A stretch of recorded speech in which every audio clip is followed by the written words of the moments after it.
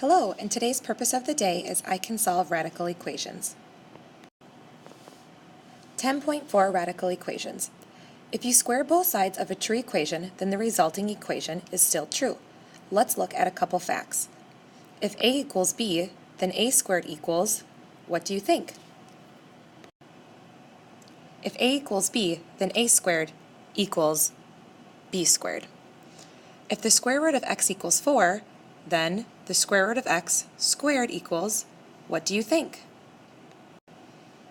If the square root of x equals 4, then the square root of x squared equals 16.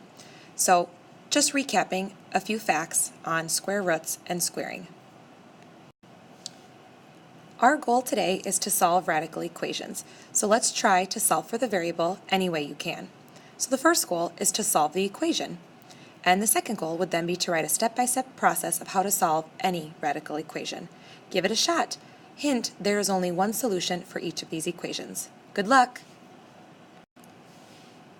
Okay, I hope you had some success with the equations, but if you didn't, let's go through a step-by-step process of how to solve radical equations. First step is to isolate the radical. So let's look at example 1. We have the square root of x minus 3 plus 8 equals 15. So we first must isolate the radical by subtracting 8 to both sides.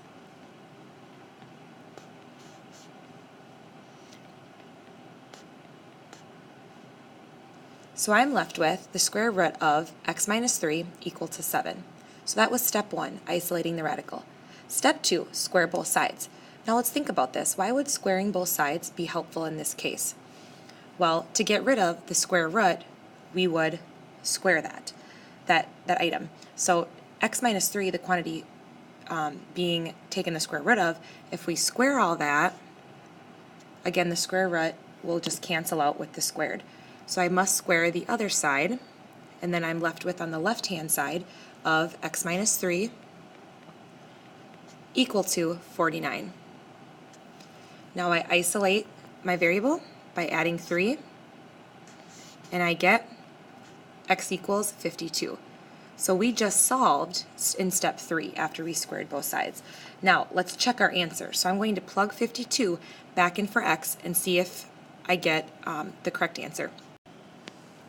So if I plug in 52, I have the square root of 52 minus 3 plus 8, and that had better equal 15. Well, 52 minus 3 is 49, and the square root of 49 is 7, and 7 plus 8 does equal 15, so this works out, and we are correct. So remember, when squaring both sides, you must square the entire side of the equation, even if there is more than one term on the side. Let's look at example 2 because it's slightly different. We still want to follow the same steps of isolating the radical, squaring both sides, solving, and checking our answer. Because here we'll see something a little bit different. So I want to isolate my radical. So as I look on the left-hand side, I see the square root of t plus 5 equal to t plus 3. So my radical is already isolated. That square root of t plus 5 has nothing else with it. It's just by itself. So let's go right to step 2, and let's square both sides. So I'm going to square this side, and I also must square the second side, or the right-hand side.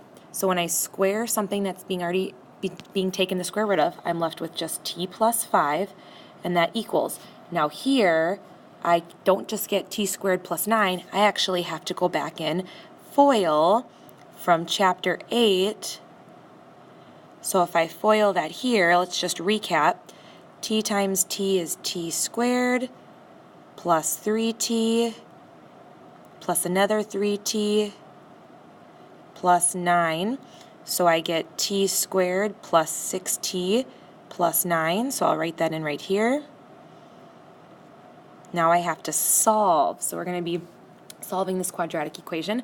Let's move everything to one side. So I'll subtract t, and at the same time I'll subtract 5. So then what I get is 0 equals t squared plus 5t plus 4. Now, what method should we use here to factor to solve this quadratic equation? You guessed it, diamond method because a 1 is in front of our t squared here. 1's our coefficient.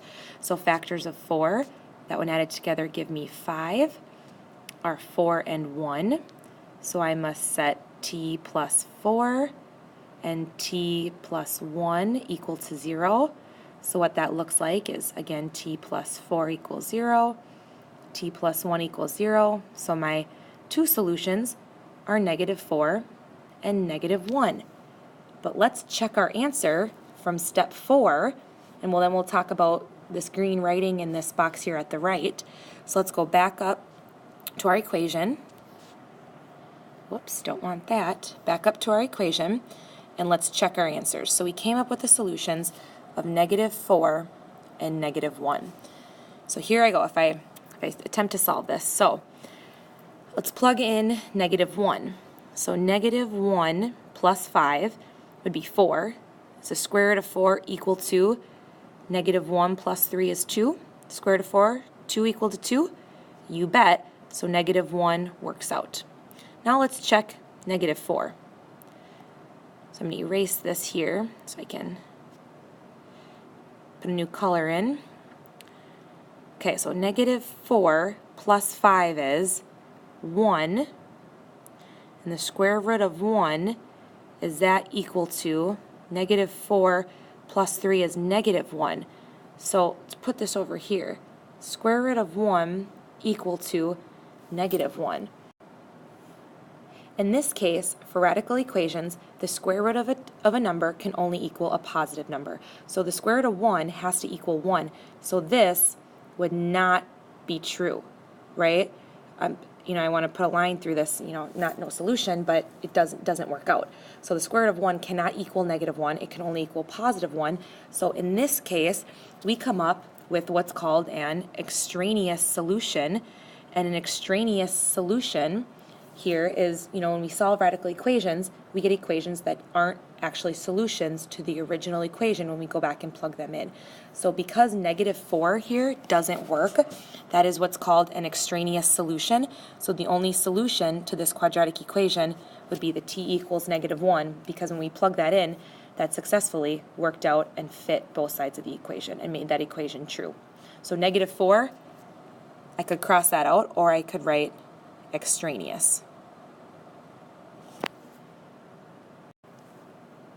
Okay, let's take a look at a word problem. So example number 3 says an object is dropped from an unknown height and reaches the ground in 5 seconds.